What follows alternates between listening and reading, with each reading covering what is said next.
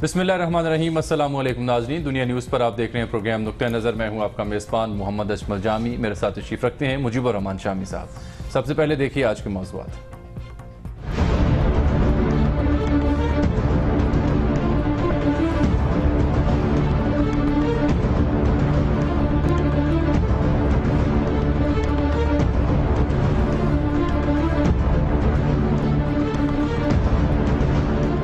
इमरान खान ने income tax गोशवारों का record supreme court में पेश कर दिया। आपके पहले और अब के मौक़िफ़ में फर्क है। नाअहली केस में चीफ जस्टिस के रिमार्क्स। बरतानिया और ऑस्ट्रेलिया में क्रिकेट आमदनी का रिकॉर्ड जमा कराएं, अदालती हुक्म। इमरान खान का प्रोफेशनल क्रिकेट के अलावा आमदन का कोई जरिया नहीं था। नईम बुखारी के दलाइल। दस्तावेजात गैर मुस्तद्दका हैं, अकरम शेख का जवाब।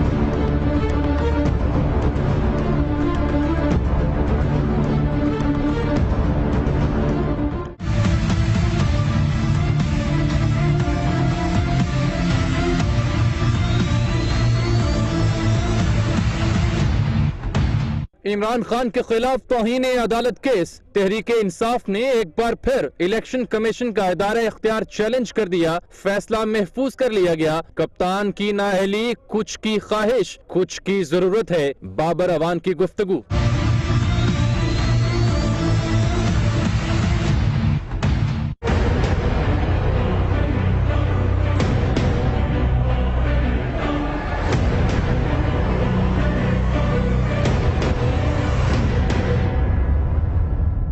वज़ीर आज़म नवाज शरीफ इस्तीफा दें। सिंध असेंबली में पीपल्स पार्टी और PTI की जानिब से करारदादें मंजूर। नून लीग और फंक्शनल लीग का बॉयकॉट।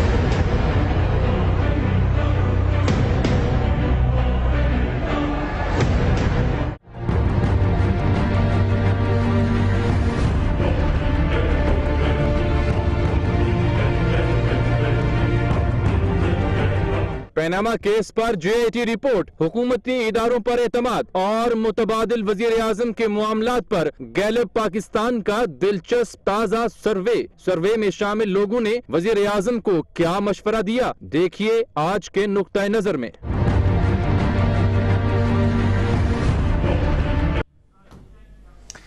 तो शाम साहब, सबसे पहले जो इमरान खान साहब के खिलाफ हनीफ अब्बास साहब की दरख्वास्त है, उसका कुछ सुप्रीम कोर्ट में आज जो समाअत हुई उस पर बात करना चाह रहे हैं, लेकिन आपकी बात अधूरी रह गई। आप कुछ पूछना चाह रहे हैं? मैं ये कहना चाह रहा था कि इमरान खान साहब तो का मामला सुप्रीम कोर्ट में है जी, और इलेक्शन कमीशन में भी। और इलेक्शन कमीशन में है, और वजीर आजम जो है वो मालदीव पहुंचे। अभी कुछ देर पहले मनाजिर भी आप देख रहे थे, यानी 52 हाँ जी, 52वां यौम आज़ादी है, उसमें उनको उन्होंने मेहमान खसूसी के तौर पर बुलाया है। अब्दुल्ला यामीन जो सदर है मालदीव के, ये मामून अब्दुल क़य्यूम बड़े अरसे तक सदर रहे और सदर ज़ियाउल हक़ साहब के साथ बहुत करीबी ताल्लुकात थे उनके, और उनके ये भाई हैं जो आप स्टेप ब्रदर भी ब्रदर होता है, और अरबों में तो मुकम्मल ब्रदर ही होता है।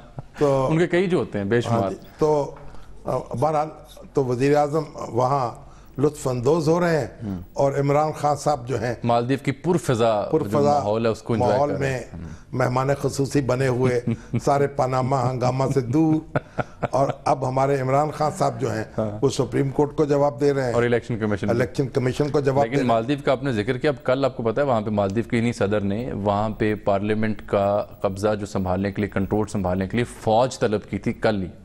और वजह यह है कि वहाँ की जो अपोजिशन है वो वहाँ स्पीकर जो हैं उनका मुआवजा करना चाह रही है कि उन्होंने एक तहरीक अदम एतमाद लेकर आए थे पार्लियामेंट में। तो ये जो स्पीकर हैं इनके बड़े करीब हैं अब्दुल्ला यामीन साहब के, तो उन्होंने फिर सूरत हाल पर काबू पाने के लिए या मुआवजे को बचाने के लिए फ़ौज तलब की, जिसने फिर कंट्रोल संभाला। असल में जब अपोजिशन जो है ना उसके पास मेजॉरिटी नहीं होती तो फिर वो हंगामा करती है, वैसे धरना देती है, तो उसके बाद धरने को ख़त्म करने के लिए उन्होंने फ़ौज को तलब कर लिया।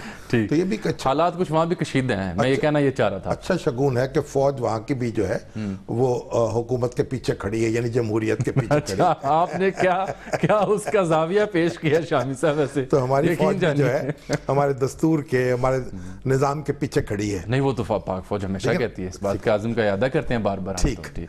आगे जी, खान साहब सुप्रीम कोर्ट में जो हनीफ अब्बास साहब की दरख्वास्त है और फिर इलेक्शन कमीशन में अकबर एस बाबर साहब की दरख्वास्त है, तो पहले मेरे ख्याल सुप्रीम कोर्ट की जानिब रुख करते हैं। रुख कर तो लेकिन हमने चूंकि पनामा में भी एक रिवायत डाली थी अपने प्रोग्राम में कि अदालत के अंदर क्या हुआ, ये बाद में हम नाज़रीन को बताते हैं।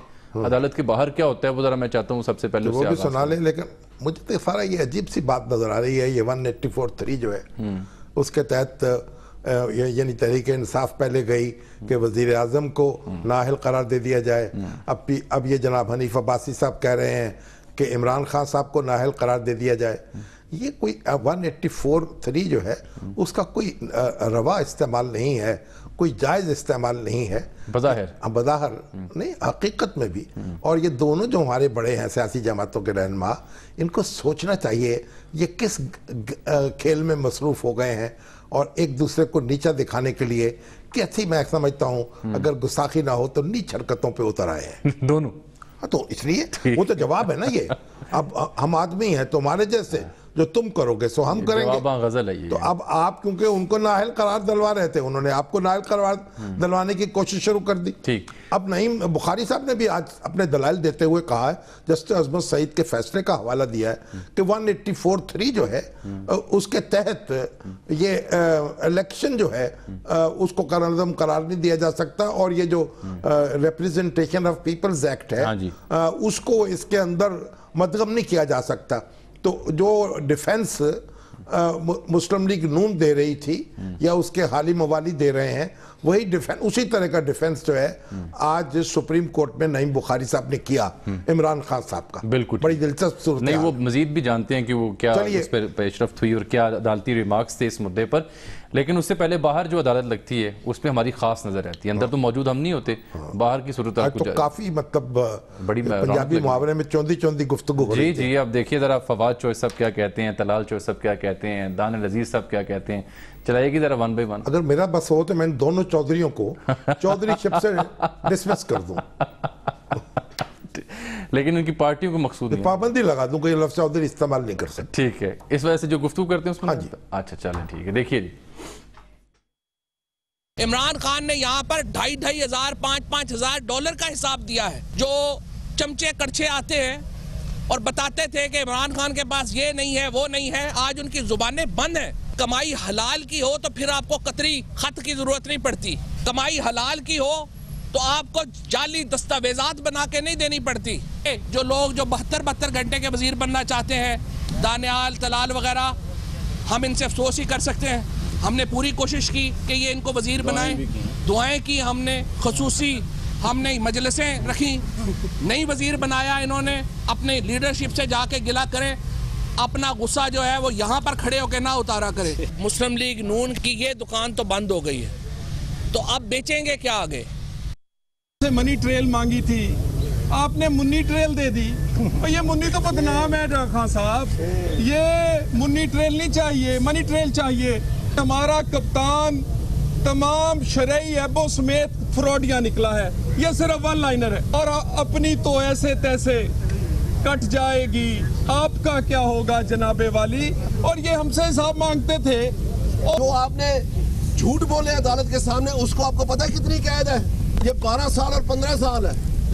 اس لیے آپ تیاری کریں. آپ کا جو منہ آج کل سوکھا ہوا ہے نا اور بولتیاں بند ہوئی ہیں, وہ ہمیں سمجھ آ رہی ہے کیوں ہے. عمران خان صاحب, آپ کی جو زینت بنی ہوئی ہے کہ آپ نے جو انڈین اوریجن ہے اور جو اسرائیل اوریجن ہے ان سے جو آپ نے پیسے وصول کیے ہیں, وہ چیز جو ہے ریکارڈ کا حصہ بن چکی ہے آپ کے اپنے دستخط سے. آپ الطاف حسین سے بھی بدتر ہیں, اس کا تو ریکارڈ ڈھونڈا جا رہا ہے. تم تو انڈین کمپنی سے پیمنٹ لیتے رہے ہو.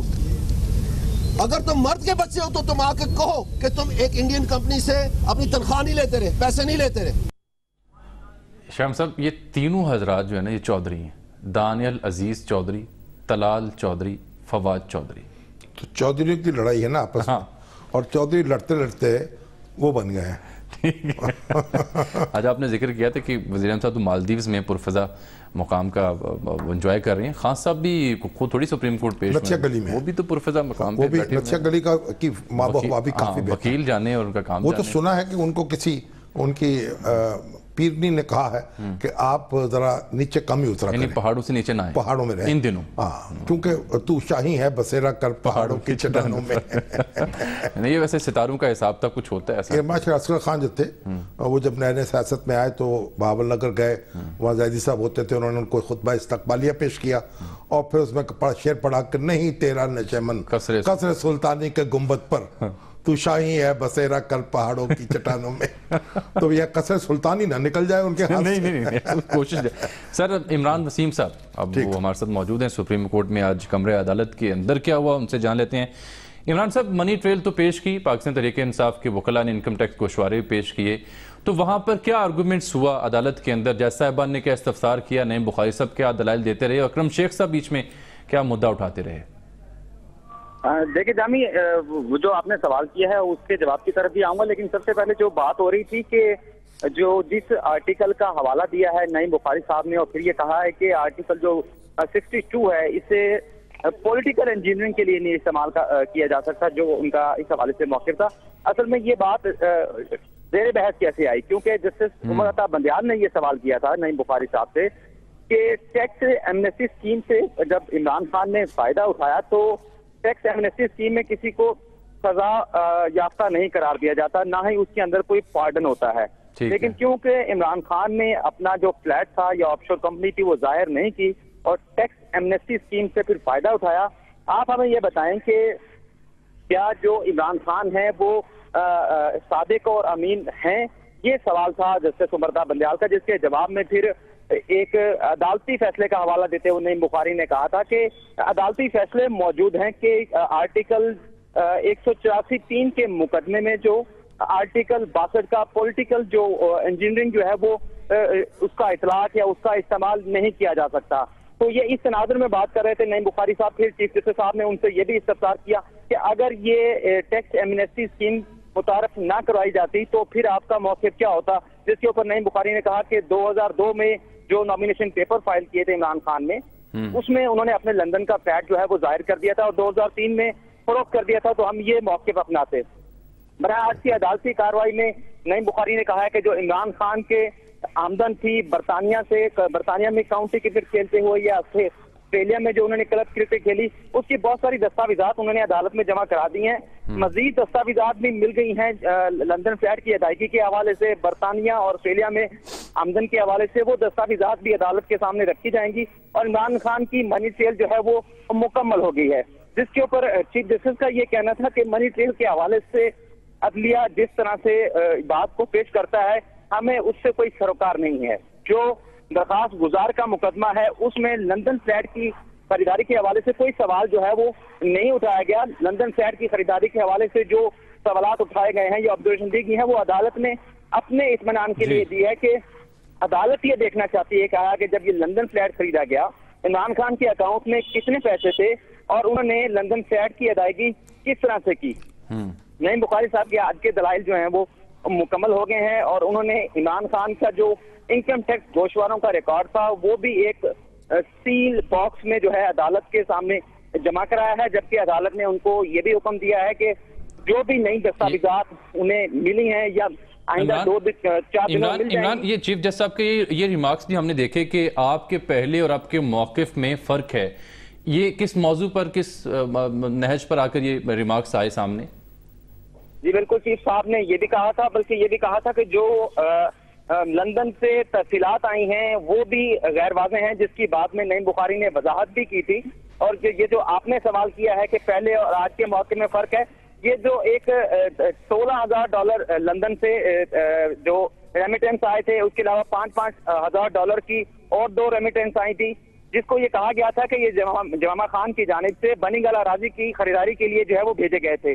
لیکن آج نعیم بخاری صاحب نے یہ کہا کہ یہ جو $26,000 تھے یہ اس کی سیٹلمنٹ راشد خان اور جمائمہ کے درمیان ہو گئی تھی, جس کے اوپر چیف صاحب نے کہا کہ پہلے آپ کا موقف تھا کہ یہ بنی گالا کی اراضی کی خریداری کے لیے جو ہے وہ بھیجے گئے تھے. آپ کہہ رہے ہیں کہ یہ راشد خان اور جمائمہ کے درمیان سیٹلمنٹ ہو گئی تھی, تو اس حوالے سے کوئی دستاویز شواہد جو ہیں وہ عدالت کے سامنے نہیں رکھے گئے. تو عدالت کی جو کوئری تھی یہ $26,000 کے حوالے سے تھی جو سیٹلمنٹ ہوئی تھی راشد خان اور جمائمہ کے درمیان. تو راشد خان بھی تو آج پیش ہوئے نا کورٹ میں؟ پیش ہوئے جی بالکل, راشد خان تو ہر جب بھی عدالتی کاروائی ہوتی ہے عمران خان نااہلی کیس کی اس میں موجود ہوتے ہیں اور انہیں روشنوں پہ بھی آج جو ہے وہ نعیم بخاری نے لایا تھا, لیکن کوئی زیادہ سوال جو ہے وہ عدالت کے سامنے عدالت نے ان سے نہیں کیے. لیکن چیف صاحب نے یہ ضرور کہا ہے کہ یہ ایڈمیشن ضرور کیا گیا ہے ایک تحریری متفرق درخواست کے ذریعے کوئی جمامہ خان سے جو تفصیلات آئی تھیں ان میں $1 لاکھ کی جو ریمیٹنس ہے اس کا ریکارڈ جو ہے وہ ابھی تک جو ہے وہ ٹریس آؤٹ نہیں ہو سکا. تو اکرم شیخ صاحب جو تھے ان کا اطمینان ہو گیا اس ساری صورتحال پر منی ٹریل سے؟ اکرم شیخ صاحب نے تو اپنے تحفظات کا اظہار کیا تھا کہ جو بھی دستاویزات لائی گئی ہیں عمران خان کے وکیل کی جانب سے ریکارڈ کے اوپر وہ مصدقہ نہیں ہے، ان کی تصدیق کرائی جائے، جس کے اوپر چیف صاحب نے یہ کہا تھا کہ جو دستاویزات آئی ہیں وہ تصدیق شدہ نہیں ہے، لیکن کوئی خود سے یہ حرکت نہیں کر سکتا کہ خود ساختہ جو دستاویزات ہیں وہ عدالت کے سامنے جو ہیں وہ پیش کیے جائیں. اس کے اوپر نعیم بخاری صاحب نے بھی کومنٹ کیا تھا اور شاید اپنی دلیل کے ساتھ یا اپنی باتوں سے اکرم شیخ صاحب کو بھی یہ ہٹ کیا تھا کہ وہ جانتے ہیں کہ خود ساختہ دستاویزات عدالت میں جمع کرانے کے قانونی نتائج کیا ہو سکتے ہیں، کیونکہ ان کے ایک فاضل دوست نے بھی ایک سطری خط جو ہے 5 نومبر کو عدالت میں پیش کیا تھا، جس کی بعد میں قانونی حیثیت کیا رہ گئی اور کس طرح سے شرمندگی اٹھانا پڑی، لہٰذا ایسی کوئی ضرورت نہیں تھی کہ عمران اب یہ سماعت جاری رہے گی، کل ہوگی؟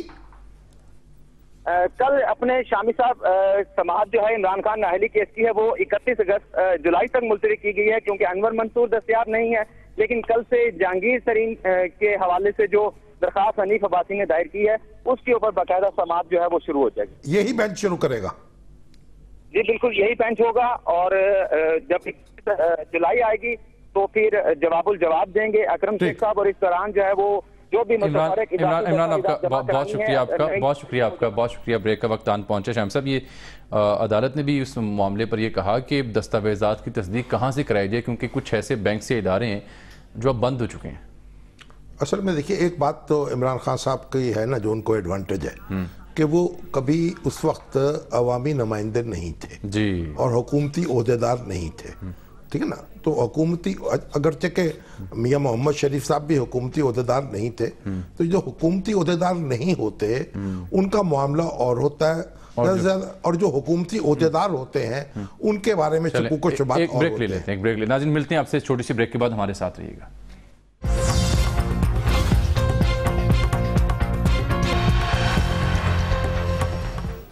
ویلکم بیک ناظرین. شاہم صاحب، ایک کیس الیکشن کمیشن میں بھی ہے اور توہین عدالت کا کیس ہے، اس پر آج بابر اعوان صاحب پیش ہوئے تھے. یعنی الیکشن کمیشن میں جو عمران خان صاحب کے خلاف اکبر ایس بابر صاحب کی درخواست تھی، اس کے دوران جو خان صاحب نے ریمارکس دیے الیکشن کمیشن پر، اس پر ان کے خلاف توہین عدالت کی درخواست دائر کی گئی، اس کی کارروائی جاری ہے اور کئی وکیل بدل چکے ہیں. اب بابر اعوان صاحب نئے وکیل ہیں ان کے. تو انہوں نے یہ فیصلہ تو محفوظ ہو گیا اس میں نا 10 اگست. ٹھیک.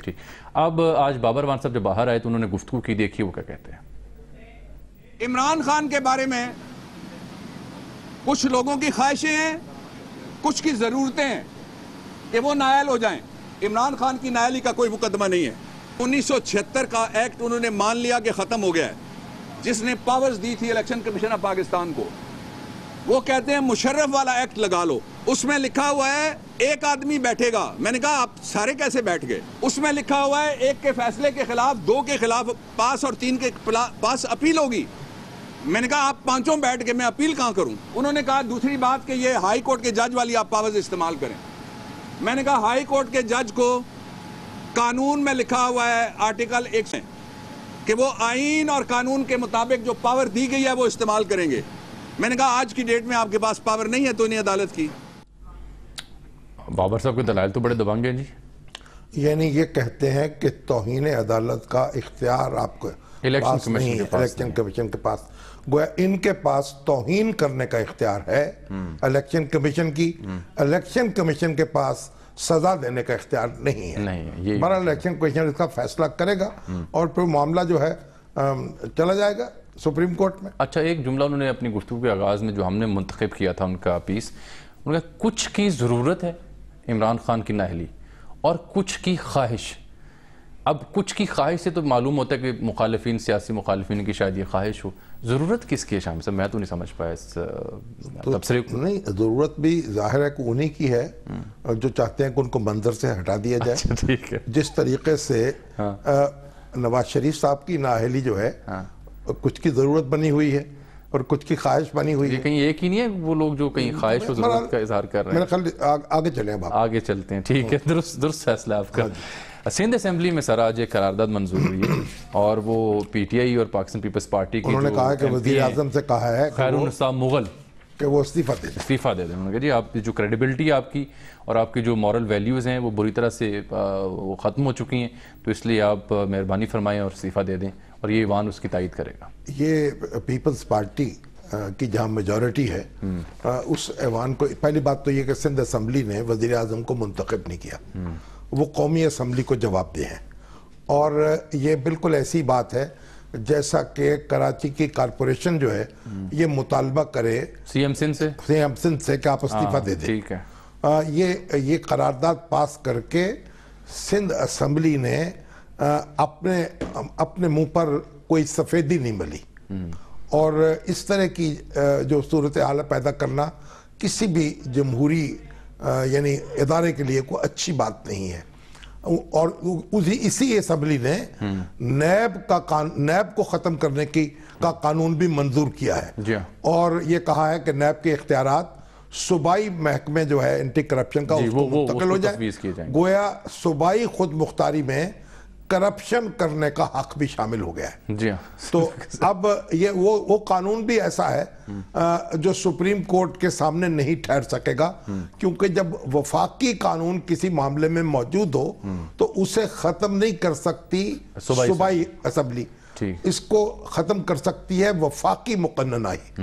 تو اس لیے سندھ اسمبلی جو ہے, مراد علی شاہ صاحب کے ساتھ بڑی ہمدردی ہے, پڑھے لکھے آدمی ہیں ماشاءاللہ, برطانیہ سے پڑھ کے آئے ہیں, ان کو چاہیے کہ جو بات جہاں کرنے کی ہے وہیں کریں اور مذاکرات کریں مسلم لیگ نون کے ساتھ یا دوسری جماعتوں کے ساتھ, قومی اسمبلی میں بھی سینٹ میں بھی, اور وہاں کوئی متفقہ طور پر مسودہ لے کے آئے قانون کا, اور اس سے کوئی فائدہ ان کو ہوگا نہیں. نہ وزیر اعظم استعفیٰ دیں گے اور نہ یہ مطالبہ کوئی سنا جائے گا. چلے ایک شام صاحب بریک مجھے یہاں پر لینی ہے, اور بریک کے بعد بڑا اہم اور دلچسپ موضوع ہے. گیلو پاکستان کا تازہ سروے ہے جس میں بڑے اہم سوالات ہیں موجودہ صورتحال سے جڑے, بالخصوص پناما کی جے آئی ٹی اور اس سے جڑے جو سیاسی معاملات ہیں. وزیر اعظم کی مقبولیت میں دہرانا نہیں چاہ رہا, میں چاہ رہا ہوں بریک کے بعد مقبولیت پر کتنا فرق پڑا ہے, اور پھر شہباز شریف صاحب جو ہیں اگر ان کے جانشین ہوں تو ان کی ریٹنگ کیا ہے. میں بتا رہا چاہوں کہ سوال ہم بتاتے ہیں اور جواب بھی ایک بریک کے بعد. نہیں, جواب میں نہیں بتا رہا, لیکن سوال جو ہے وہ بڑے اہم ہیں, ان کو چھپا کر رکھیں آپ. ایک بریک کے بعد.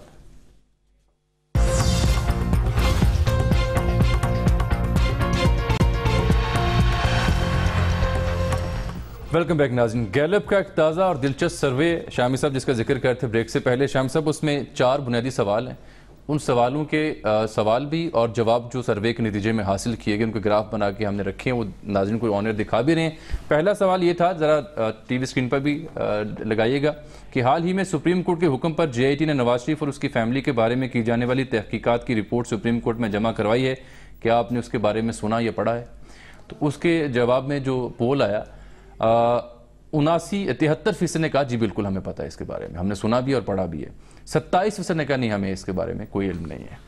دوسرا شام صاحب سوال اس میں بڑا اہم تھا کہ بعض لوگ اس بات پر زور دے رہے ہیں کہ وزیر اعظم نواز شریف اور پاکستان مسلم لیگ نون کو جے آئی ٹی اور اس کی تحقیق کے خلاف کیس دائر کرنا چاہیے, جبکہ بعض دوسرے کہتے ہیں کہ نہیں, وزیر اعظم نواز شریف کو کیس نہیں کرنا چاہیے بلکہ رپورٹ کو تسلیم کرتے ہوئے سیاست سے علیحدہ ہو جانا چاہیے.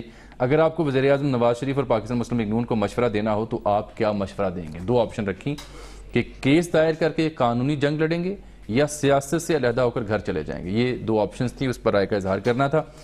51% نے کہا کہ وہ سیاست سے علیحدہ ہو کر گھر چلے جائیں, اور 49% نے کہا نہیں قانونی جنگ لڑیں.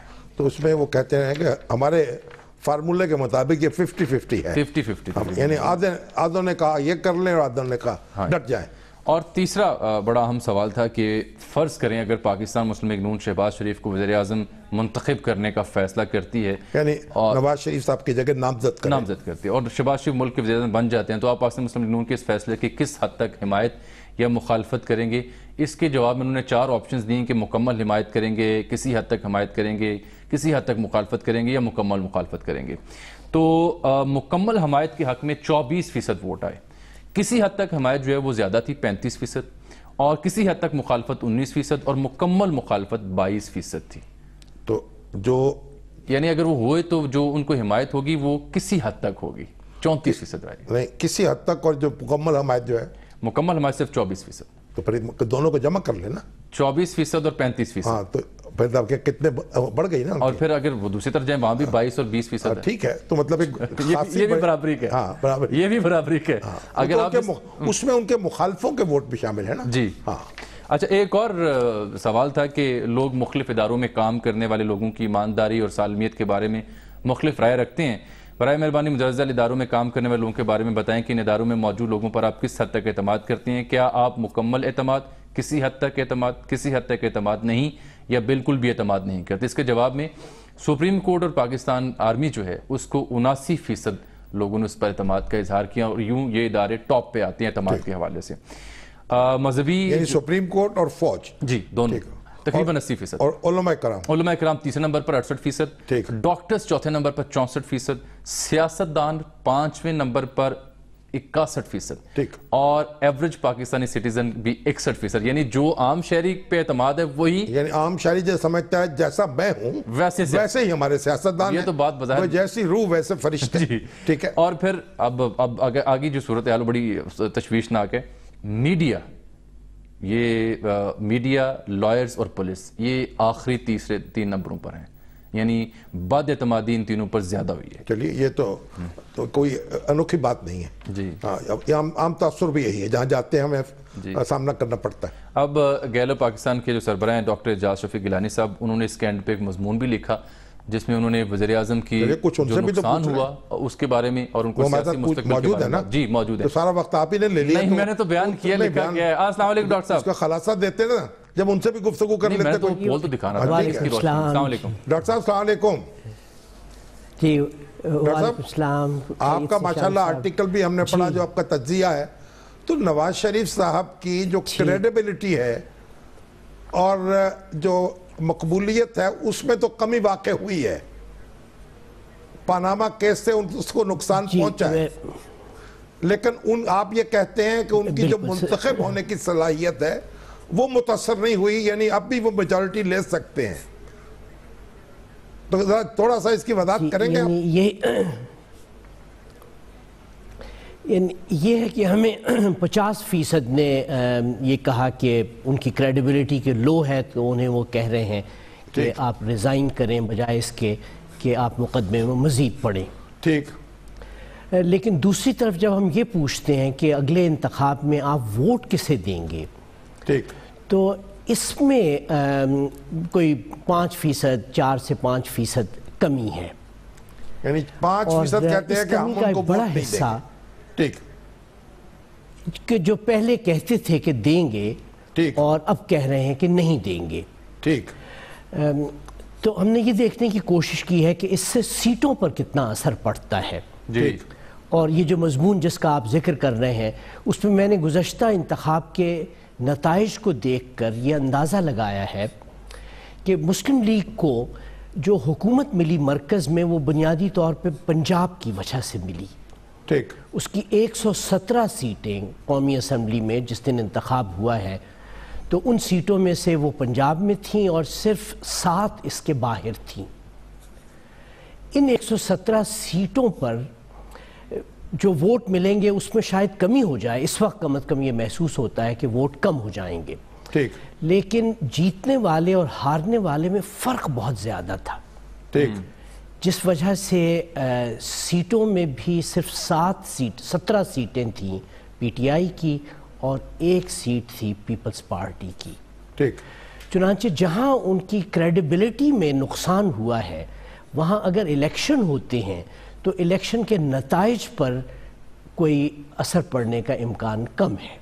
ٹھیک. تو ڈاکٹر صاحب یہ بتائیے جو لوگ کہتے ہیں ہم ان کو ووٹ نہیں دیں گے وہ پھر کس کو ووٹ دیں گے؟ وہ پی ٹی آئی کو دیں گے؟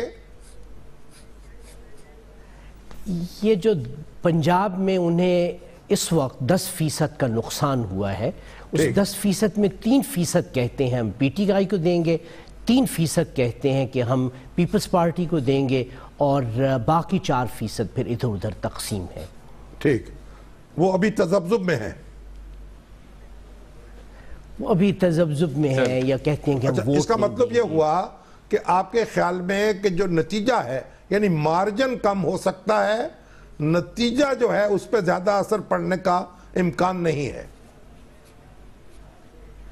جو نتائج ہیں ہمارے سروے کے اس سے تو یہی ظاہر ہوتا ہے. تو اگر اتحاد قائم ہو جائے ان کے مقابلے میں,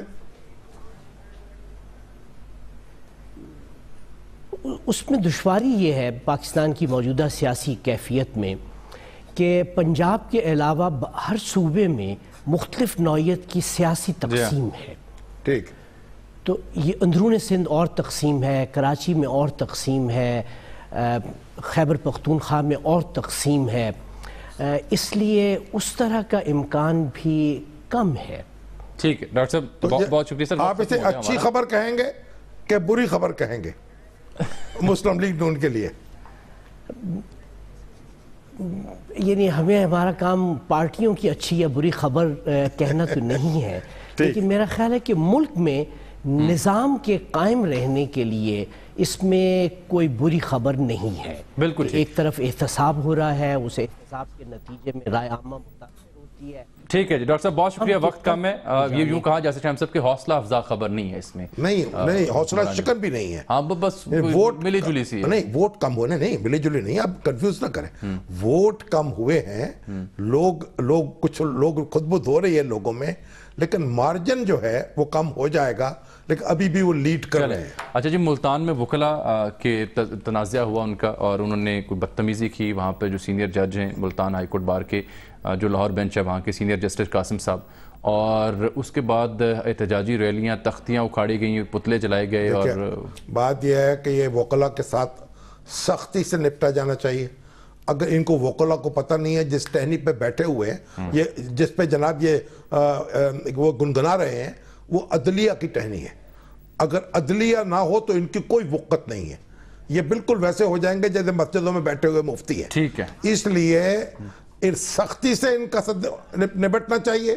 اور چیف جسٹس جو ہے منصور علی شاہ صاحب بالکل بلا خوف و خطر کارروائی کریں, پوری سول سوسائٹی کو ان کا ساتھ دینا چاہیے. اجازت ناظرین, پروگرام وقت یہاں پر ختم ہوتا ہے. ملاقات ہوگی کل, تب تک کے لیے اللہ حافظ.